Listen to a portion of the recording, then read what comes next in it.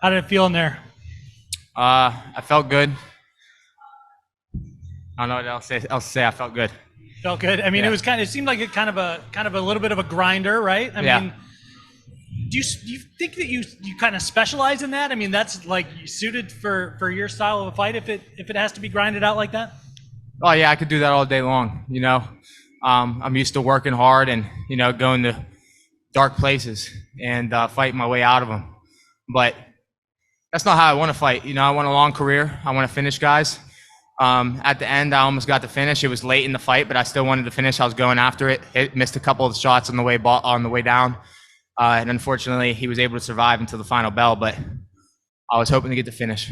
Still, does that give you like a little bit of a moral victory right at the end of the fight? Like, damn, you know what? I clipped him though. It felt good to get one solid one, get a knockdown in there. No, if anything, it's a little bit more of a tease than anything. Okay.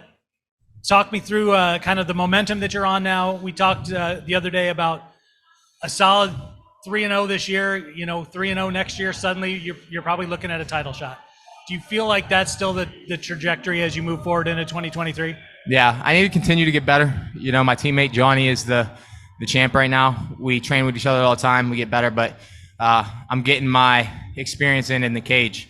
So one thing I can take away from these decision victories, even though I don't want to, is I'm getting more cage time, and I'm learning to chain things together as I go. So later in the fight, I realized instead of just parrying the jab or moving out of the way of it, I started hitting with the overhand right over top of his jab, or a couple of times I was parrying it and doing a double jab right hand. Caught him a few good times, but he's hard to hit. He's athletic. He moves weird. He posts. He has long arms, and he posts on the way back when you're coming in. So a lot of my overhand rights and my punches were hitting his arms before they were hitting his face, so they weren't really landing flush. Kay Williams for Can Chronicles Media. Congratulations on Thank the win you. tonight. So striking serves as a huge upside in your fight arsenal, but at any given time tonight, did you feel kind of frustrated that Adams actually wasn't bringing the fight to you?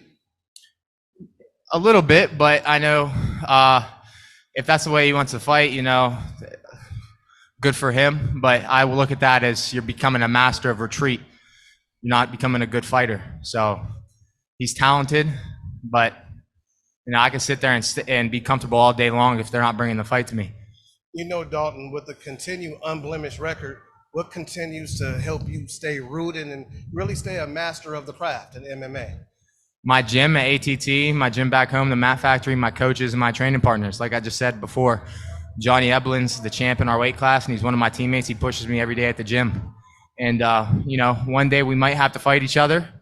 Hopefully it doesn't come to that, but at the end of the day, it's just business. But until that day, I'm going to keep training with him and keep getting better because he pushes me. He's a beast, He good gas tank, good striking, good wrestling, I think he has all the qualities that I have plus a good gas tank. So, he's a really good fighter, and I'm blessed to have people like him in the gym. I've got people at other promotions as well, but just for a relevant name that you guys know as a idea of people that I train with. Dalton, thank you for your time. Yeah, thank you. Dalton, congratulations. You went for one takedown, took him down, mounted him, kind of dominated there. I know one time he shot on you, you sprawled, took him over, really dominated on the ground. How come we didn't see you wrestling even more? Seemed like you won it pretty easily. I don't know. I don't wrestle unless I feel it's there. I don't try to force it. I want to get the takedowns whenever they show that when the opportunity shows themselves. I don't like forcing stuff. And he was throwing a lot of knees and uppercuts up the middle. And obviously, as you could see during the fight, there was no point I was in trouble in my feet. There was a couple awkward exchanges just by the way he was backing out of things. But besides that, the only stuff I got clipped with was maybe a couple kicks here and there, a couple on the legs, a couple on the body. But I blocked mostly everything and, slipped everything, blocked, moved out of the way. I wasn't ever really in trouble on my feet, so I was comfortable there. It seemed like the crowd was really into this fight. They were going crazy when you got the knockdown. It seemed like I heard everyone in the entire arena cheering for you the whole time. I mean, how did a guy from Pennsylvania become such a star in Connecticut? I have a lot of people that came here from Pittsburgh. I say it all the time. Bellator needs to either come to Pittsburgh or Youngstown. There's a Felly Center in Youngstown. There's PPG in Pittsburgh. We could sell that out. It's a big football town. We got a bunch of sports teams there. We got the Penguins. We got the Steelers. We got the Pirates. And it's a big fight town. A lot of good boxers. There's a lot of fighters in the Youngstown area and the Cleveland area. So there's people coming from all over. Plus, it's a university town. There's Pitt University, Duquesne. So we could sell out that arena no problem. And I think it's a great place, a great city to have a fight. Hey Dalton, how did it feel to have over here? How did it feel to have your boy Ryan Shazier cage shot for this one? Was it the first time he got to see you perform in the flesh? No, he got to see me in January in Phoenix. He came to that one as well.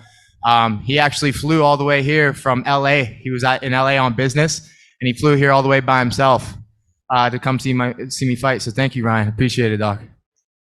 And I wanted to ask you about John Salter. Is that a guy that you still have your eye on, maybe for your next fight or one down the line in 2023? Yeah, he's like Romero Cotton 2.0. Dude keeps ducking me. They tried making the fight twice. There was never ever any contracts this time like there was with Romero Cotton, but nonetheless, they've offered me the name, and the fight never came to fruition. So I don't know what's going on his end, but hopefully they can make that fight happen. Thank you, man. Thank you. Dalton, congratulations. What's up, Ryan? How are you? I'm good, buddy. How are you? Good. If I'm not mistaken, this was your Showtime debut. What was the build up to the fight? Just how all did it feel for you? I mean, it felt great. It was just another day fighting for me. You know, I fought the Mohegan Sun. This is my 5th time. And I fought in that same cage, the Bellator cage, eight times now. So same feeling, just got more eyes on me on the main card on Showtime. So I know you're a big football fan. You got Ryan Shazier behind you. Why don't you introduce yourself? Yeah, I absolutely will. I got tons of Steelers friends that are fans of this guy here. So I will. I was going to ask you about Salter. So this guy. Yeah, he's a huge Tom Brady fan. That's right. I was just in Tampa. I was at the game. I saw that. Yeah, so John Salter, that would be great if it's next time frame. What are you thinking for that one? Maybe spring, you know. I want to let my body heal a little bit. I'm dealing with a little bit of injuries from fight camp. I'm not going to disclose those, but came into this fight a little banged up, so I want to let those heal, take maybe a week or two off, enjoy the holidays, enjoy some food, then slowly get back into fighting as I'm feeling better. Okay. Last question from me. Steelers, Ravens this weekend. Do the Steelers get it done? And should I start Najee Harris or should I sit him?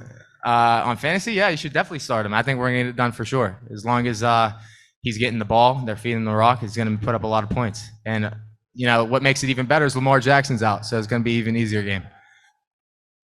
Okay, Dolan, so the win's in the bag. It's in the past already. But was there any hesitation whatsoever taking somebody 5 spots down from you in the rankings? No, I asked for him, actually. Mike Kogan, my manager, Mike Kogan, will go back and forth. I was trying to get a fight. The John Salter fight didn't come to fruition. They offered me Imam Shafi Aliyev, and these were both for November 18th card. Both turned me down. Imam Shafi was still fighting, so I told my manager, I'm like, hey, this guy's fighting, but they're pushing me back till next year.